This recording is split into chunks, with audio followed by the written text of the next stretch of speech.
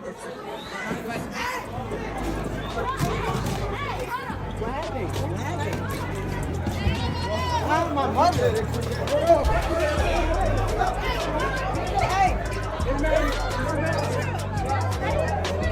that was crazy, man. He talks crazy about black people. He talks crazy about Puerto Ricans. Man, he gonna pay for it. He gonna pay for it January 31st. It's time to show him what the level is. I don't think he realized what the level is, so I can't wait to show him. Mayhem breaks out when Shakur Stevenson and Teofimo Lopez stand right in front of each other. The pressure is heavy as they lock eyes and refuse to look away.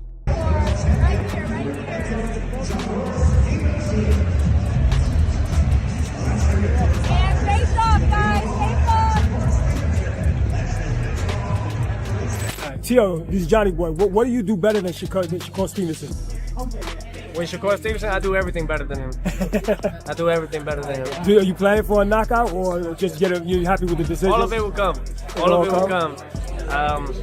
Mike Tyson tried to go for knockouts in his career and never got there, you know, and I think there's like a hoax to it, or like a jinx. When you try to go for a knockout, you don't get it. So you just gotta naturally let it happen when the time is. You can feel this is not just hype.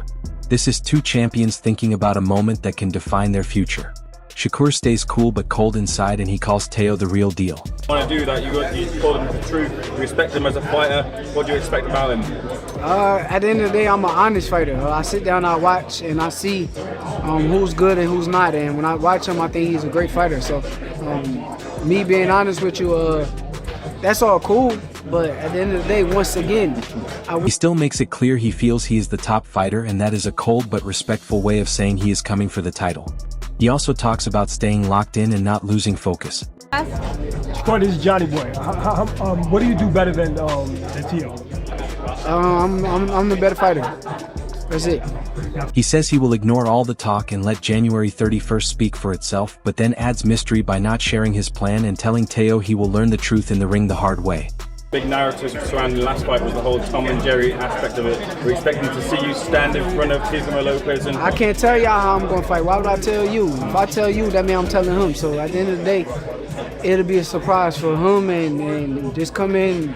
Teo, on the other hand, is full of confidence, saying he does everything better and promises to bring the fight with a clear plan which feels like controlled chaos. I think when you're the best at what you do and you're outspoken like myself, yeah, you're gonna have that underdog. It's like a slumdog millionaire, so it's okay. I prefer it. I don't mind it. We're always against all odds. That's what I like to say. Coming into the pros, that's what it was, and that's what. Both fighters kept speaking about legacy, the stakes, and pound-for-pound meaning, and how this match could decide who rules 135 and 140 for the future. And that is when you see this is not just another main event; it is a turning point in their careers. See, I was just gonna say, what can you offer to people who say, like, in this fight, you know, one of your advantages is counterpunching, and then one of his advantages timing and distance, and how that'll make it hard for you to get those opportunities? What's your response to that? My response is like, you ever been in this position? then you just don't. Shakur presents himself as the underdog facing tough odds. Teo takes on the role of the bold challenger, and neither one backs down. That is how you get a battle of words that feels like a fight over their futures. In those fights, or do you think Teo is this fighter who rises to bigger occasions and you're expecting to see a better Teo? I don't think that I got the same style as them guys. I think that them guys are movers. If you really pay attention to my fights, I'm not a guy that really just move all around the ring. So we'll see. We'll see come fight night. But once again, I think we got totally different styles. And just as the Shakur versus Teo back and forth began feeling like a careful chess game in a press room, Jaron steps in like the quiet kid who knows his stuff and gives a prediction that hits hard. He did not hesitate and calmly said Shakur will beat him, not with loud social media hype, but with the confidence of someone who has trained with them and knows the difference. I think Shakur gonna cook him. I ain't gonna lie. I think Shakur gonna cook him 9-3. 9-3? Yeah. Now, you talking about, like, is it competitive early, or is it just... It might be competitive early, but I think Shakur just gonna like start breaking him down, like, mentally and stuff like that. I don't think Teo, like, mentally there. He said the fight could be close at first, but then Shakur will start wearing Teo down mentally, and that is the scary part because you cannot see it on TV, but it is brutal live when Ennis talks about Shakur controlling distance. That is high praise because distance is the key to boxing, and he basically said most fighters cannot even match Shakur's level. I just think I think with these guys, I think Shakur, like, he knows his distance well, and I don't think the other guys can like reach him or capitalize off of it. Now, everybody's saying decision. Could a stoppage be on the table? Because you said like frustrate him. Yeah, for sure. A stoppage is always in the works. These guys fighting with ounces on. Then he casually adds that a stoppage could happen if frustration builds up, which is surprising from someone so calm. I liked how he turned it into advice, saying Shakur just has to be himself, ignore the crowd, ignore the noise, keep it simple and win, which may sound boring but is exactly how champions grow and last, and the social media reaction was real too. So what does Shakur have to do to be successful against a Teo? Just be himself, be him. Don't listen to the crowd, don't listen to these fans, don't listen to these haters, these doubters. Just be him, do what he do best, and that's one. Yeah, is that a situation where you keep it simple, keep it boring? Keep it simple and win. That's all. Get home safe to your family, bro. Keep it simple and just win. No matter who wins, the internet will rewrite history in minutes, because boxing fans always call everyone overrated. His energy was pure champion focus, no drama, just training, improving, and enjoying the process. It is funny how the loudest voices hype chaos while one of the best fighters in the world says fundamentals and mental control decide this. That contrast makes the fight even more exciting, because either Ennis is right or Teo turns the mental pressure into fuel. You're gonna always have them people in the background saying they're gonna try to downplay his win. Some people gonna be like, if he do win, some people gonna be like, Teo not this, Teo not that, or vice versa. They try to, you know how this boxing game is, you know how this boxing world is, you know how social media is. As soon as somebody get cooked, he was never that good. Right after Ennis shared his calm fundamentals over chaos take, Raleigh, Romero steps in and changes the energy into a mix of life lessons and street sense. Raleigh does not pick a side at first. He starts with God, showing this is about mindset, not a hot take. Then he moves into legacy, saying Teo is already a Hall of Famer, an all-time great, and that is powerful praise coming from a fighter, not a fan.